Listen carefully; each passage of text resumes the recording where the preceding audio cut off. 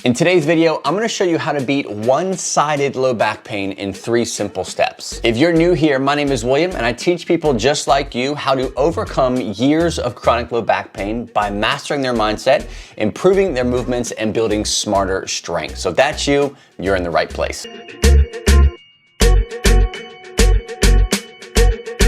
The first step we're gonna cover is gentle soft tissue work. Now, what I don't want you to do is grab a lacrosse ball, lay on the floor, and rip apart the painful side of your back. That's one of the worst things you can do, and what will typically happen is it'll trigger what's called your internal protection mechanism. And I go into detail with this when I work with someone one-on-one, but for the sake of this video, we're gonna go very gentle, very simple with some easy tissue work on the painful side of your back. Now, when you're doing soft tissue work, the best strategy to take is either working up or downstream from the actual target area. This will allow you to gently work your way into where the painful spot is. What you don't want to do is start directly on the actual pinpointed spot. It's just going to create more tension in your body. Now, with this soft ball, you can either do it standing up against the wall or you can do it on the ground. For the sake of this video, I'll show you more of doing this on the ground.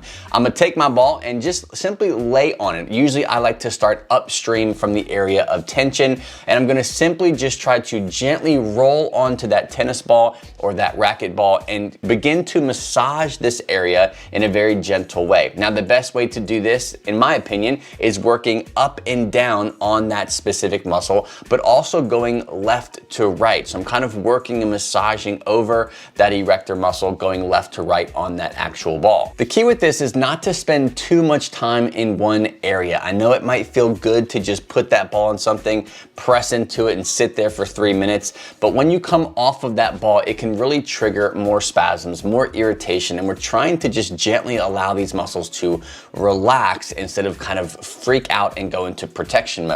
Now, if you want to experiment with different types of breathing strategies while doing the trigger release or soft tissue work, you totally can. And one that I like to do is when you have an area that you're trying to work on, you're starting upstream from that area, I would put that ball, create a little gentle pressure, and just do a couple inhale and exhales, deep breaths in and out, trying to really relax myself when I'm sitting on that ball. Now remember, you don't want to be overprotective while on this ball. You want to be able to relax. So if you find yourself tensing up, you're going too hard, too quick, and you want to back off and focus more on the breathing side rather than trying to roll over a super tight muscle, it's just not going to end well for you. Before diving into this second point, if you have an L4, L5, or L5S1 disc injury, bulge, herniation, maybe you've had a fusion, just chronic low back pain, and this is the source of your injury, I've got a free routine that I think you're going to love. 4 exercise routine that you can do every single day that's specifically geared towards gentle movement and strengthening this specific area without causing more pain. You can go grab that at fitnessforbackpain.com/routine. I'm gonna give you the reps, the sets, how to modify each exercise if one of them seems to cause irritation so you don't end up making your situation worse. That's the best advice you can get when it comes to applying movement and exercise, is how to modify and when to modify. This free guide gives you exactly that. Go to fitnessforbackpain.com/routine. Now let's jump back into the video. Now, the second step to getting relief from a single-sided back pain issue is going to be through somatic exercises. Now, what you're aiming to do with this type of exercise is not to stretch the muscle, and it's not so much strengthening the muscle. We're trying to improve the relationship between a contraction and relaxation of the muscles in the front of the body as well as in the back of the body. So the first variation of this is we're gonna simply lay on our face with our head turned to the right or the left. You can start on either one. Whichever direction your face is facing, I want you to have that arm up and right beside your face as you see me demonstrating here. The other arm you can just have down by your side, relaxing. What you're gonna do is simply take your elbow and your head and gently and slowly turn and pivot on the opposite shoulder while looking over your shoulder towards, let's say, your left leg. Now, it's not gonna be a big turn. You're not gonna be able to actually see your legs at all. It's just simply a gentle muscle contraction with a gentle twist activating only one side of the body. Now, the key with this is not to go into pain, it's not to push through pain, and it's only to bring up the head and arm very gently, contract these muscles, and then slowly go back down to a resting position. When you come back down to that resting position, I want you to take a big deep breath in and a big deep breath out. Now, you can do multiple sets of this. Again, what you're trying to improve is the relationship between activating these muscles and then getting them to relax when coming back to a resting place. What tends to happen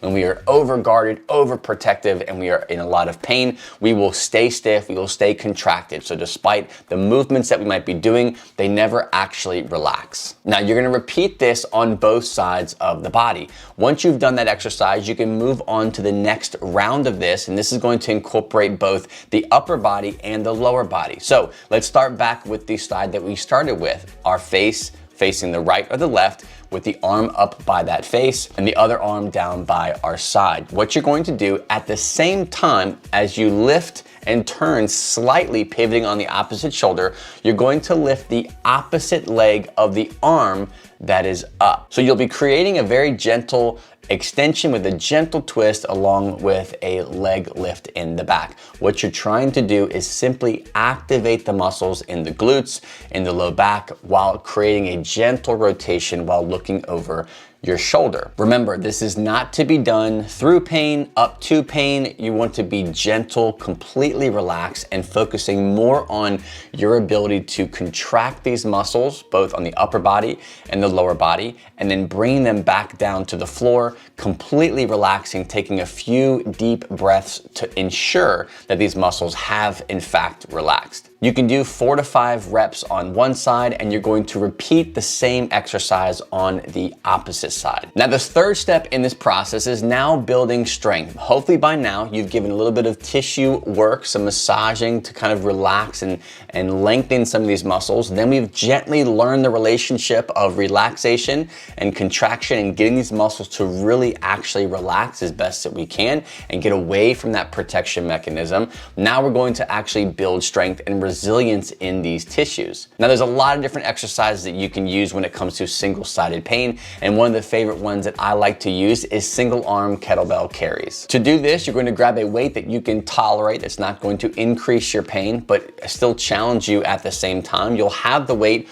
on one side of your body. What the other side of the body should be doing is just creating a simple stiffness or contraction. I like to have my opposite arm down by my side, kind of in a bicep curl punch position while I'm engaging my lats, engaging that shoulder, engaging the opposite side of my body to create that stiffness. And I'm going to walk for about 35 to 45 seconds on each arm. So I'm really activating one side of the body while the other side of the body is just creating the stiffness from the contraction of the arm. Another great exercise you can experiment with are hip lifts. You can do this on stairs, you can do it on a curb, you can do it on a brick, or do it on a few stacks of plates like you see me doing here. Essentially what we're doing is we're isolating one side of the body and using the muscles on that painful side as well as the non-painful side, learning to activate and engage these muscles and relax them at the same time. What you're gonna do here is grab something to stand on. You're going to make sure your hips are actually level, so we don't want to slam our hip out, the leg that is actually on the step. We don't want to be throwing all of our weight onto that hip socket. We wanna have our pelvis as neutral as possible. Then with the opposite leg hanging off, we're going to gently drop that hanging leg down. Once we've lengthened that side of the body, we're now going to contract and lift that side of the body as well. So when lifting and contracting, you're activating the muscles that are tense, that are tight, that are maybe more protective due to the chronic cycle of pain that you've been on. You're simply going to repeat reps of the up and down motion that you see me doing here to get to the desired amount of reps and sets that you should be doing. Once you've completed one side of this exercise, always do the opposite side as well. Even if that opposite side is not in any kind of pain, it does not matter. You want to make sure you are balanced with the movements and the strength and muscle activation that you're working on. These 3 simple steps are a great starting point to start to address and unpack why you may be having single-sided pain. Now,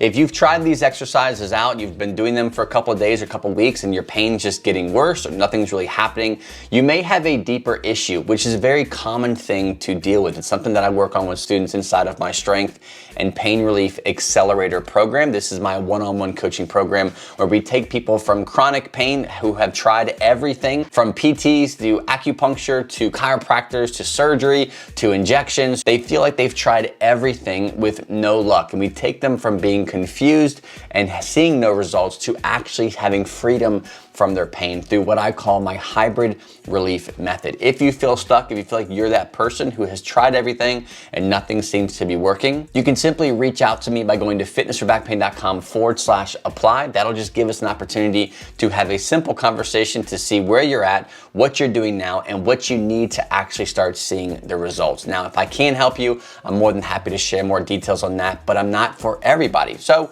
I use that conversation to see if you and I would be a good fit. Just go to fitnessforbackpain.com/apply.